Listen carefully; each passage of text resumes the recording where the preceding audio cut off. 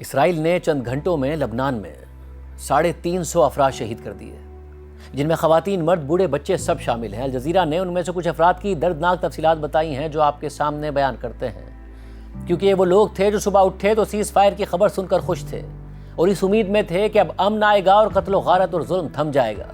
مگر نیتن یاہو نے وہی کیا جو ہمیشہ کیا ہے، غزہ میں بھی کیا اور شام میں بھی کیا ہے، اور لبنان میں بھی سیز فائر کی خلاف ورزی کرتے ہوئے ان معصوم افراد کو شہید کر دیا ہے۔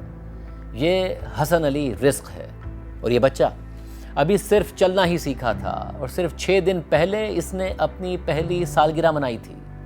پوری زندگی اسے ابھی گزارنی تھی، مگر پھر اسرائیل کی بدترین بمباری میں یہ بچہ حسن علی اپنی زندگی کی بازی ہار گیا اور ملبے میں کہیں دب گیا۔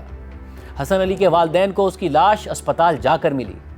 یہ 3 سالہ پیارا بچہ احمد حریری ہے، جو 5 افراد کی فیملی میں ہنسی خوشی بڑا ہو رہا تھا، اور پھر احمد، اس کا بھائی ہادی اور اس کی ماں زینب تینوں اسرائیلی بمباری میں شہید کر دیے گئے۔ وہ بمباری جس کے بارے میں اسرائیل فخر سے کہتا ہے کہ ہم نے لبنان پر 10 منٹ میں 100 بام گرائے، اور اس ظالمانہ اور سفاکانہ حرکت پر بھی امریکہ اسرائیل کی مذمت کرنے کے بجائے اس کے ساتھ کھڑا ہوتا ہے۔ یہ لمار ابراہیم سعد ہے۔ یہ کنڈرگارٹن اسٹوڈنٹ تھیں، اور یہ بچی اپنے خوبصورت گھنگریالے بالوں کی وجہ سے اپنی کلاس اور اپنے رشتہ داروں میں مقبول تھی۔ اس معصوم بچی کو اس کی معصوم ماں نوحہ مشیق کے ساتھ شہید کر دیا گیا۔ یہ ہادی اسماعیل ہے۔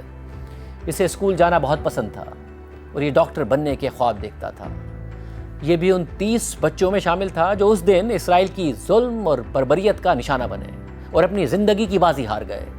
یہ خولا میڈلج تھیں، جو عربی کی ٹیچر تھیں، اور ان کے اسٹوڈنٹس ان سے بہت پیار کرتے تھے۔ یہ اپنے بچوں عباس اور یوسف کو اسکول سے پک کرنے گئی تھیں کہ اسرائیلی بمباری نے ان سب کو ہی شہید کر دیا۔ یہ سوشل ورکر رانا ملائب تھیں، جو اس جنگ سے دربدر ہونے والے اور اپنے گھروں سے محروم ہو جانے والے خاندانوں میں میڈیسن اور امداد تقسیم کر رہی تھیں اور اسرائیلی بمباری کا نشانہ بن گئی۔ یہ خاتون سلمہ تھیں۔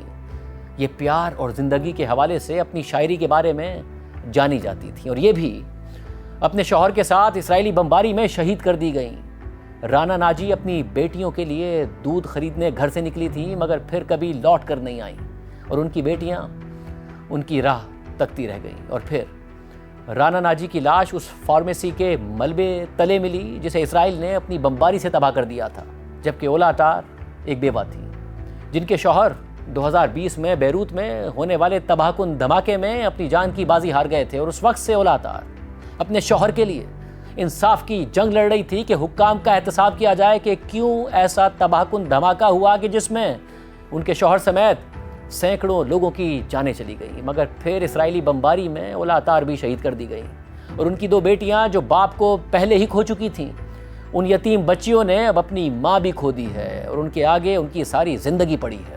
یہ غدا دائق ہیں۔ یہ لبنان کے ایک پرائیویٹ ریڈیو اسٹیشن صوت الفرح پر پریزنٹر تھیں۔ یہ اپنے گھر میں موجود تھیں کہ اسرائیلی بمباری نے انہیں بھی شہید کر دیا۔ یہ فاطمہ محاذ ہیں۔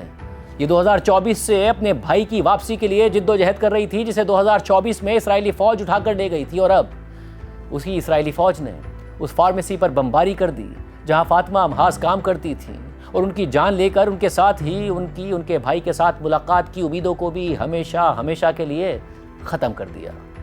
اور اس سب کے بعد بھی اسرائیلی فوج اور حکومت یہ دعویٰ کرتی ہے کہ 10 منٹ میں 100 حملے کر کے اصل میں حزب اللہ اور اس کے کمانڈرز کو ٹارگٹ کیا گیا، اور ان دعووں اور جنگی جرائم کے باوجود بھی امریکہ اسرائیل کی سپورٹ میں کھڑا رہتا ہے، اور آج بھی کھڑا ہے۔ لبنانی آفیشلز کے مطابق اسرائیل 2 مارچ سے اب تک لبنان میں 2000 سے زائد افراد کو مار چکا ہے۔